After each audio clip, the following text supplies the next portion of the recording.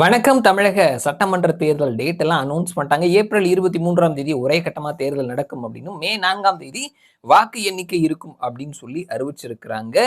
So இன்னமும் கூட வந்துட்டு சீட் ஷேரிங் பத்தி பேசிட்டு இருக்கிறாங்க. ஆனாலுமே வந்துட்டு எல்லாத்துக்குமான ஒரு பெரிய ஸ்பேஸ் இருக்குது அப்படின்னு சொல்லிட்டு கட்சிகள் சொல்லிட்டு இருக்கிறாங்க. இந்த நேரத்துல தேர்தல் டேட் எல்லாம் அனௌன்ஸ் பண்ணதுக்கு அப்புறமா நேத்தைக்கு சாயங்காலம் ஒரு புதிய கருத்து கணிப்பு முடிவு வந்திருக்குது. தமிழகம் சார்ந்த கருத்து கணிப்பு முடிவு.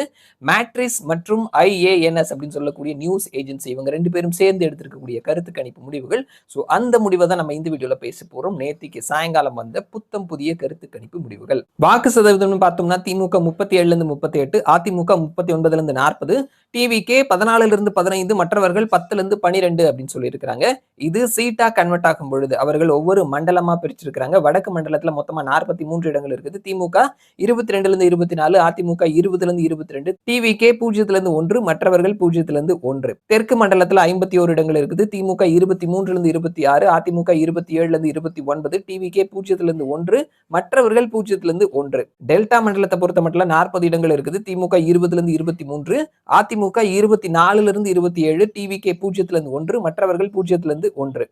சென்னை மண்டலத்தை பொறுத்த மட்டும் 37 இடங்கள் இருக்குது. திமுக 19ல இருந்து 21, அதிமுக 9ல இருந்து 11, டிவிகே 6ல இருந்து 8, மற்றவர்கள் 0ல இருந்து 1. மேற்கு மண்டலத்தை பொறுத்த மட்டும் 57 இடங்கள் இருக்குது. திமுக 20ல இருந்து 23, அதிமுக 34ல இருந்து 38, டிவிகே 0ல இருந்து 1, மற்றவர்கள் 1ல இருந்து 2.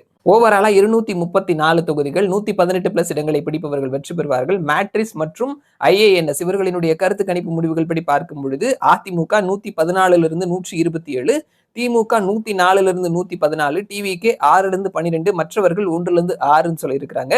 திமுக மேக்சிமம் சீட் பிடித்தா கூட 114 அவர்கள் மெஜாரிட்டியை தொடவில்லை. அதே நேரத்தில் அதிமுக மேக்சிமம் பிடித்தாங்கன்னா அவங்க மெஜாரிட்டியை கிராஸ் பண்ணி போறாங்க. 127 அப்படின்ற நம்பர் அவர்கள் 118 கிராஸ் பண்ணி போறாங்க. சோ மேட்ரிஸ் மற்றும் IANS இவர்களினுடைய கணிப்புப்படி பார்க்கும் பொழுது ஒன்று தொங்கு சட்டமன்றம் அல்லது அதிமுக கூட்டணி வெற்றி பெறதுக்கான வாய்ப்புகள் இருக்குது. சோ ஆட்சி மாற்றம் ஏற்படுறதுக்கான வாய்ப்புகள் இருக்குது அல்லது தொங்கு சட்டமன்றம் அப்படின்னு சொல்லி இருக்கிறாங்க.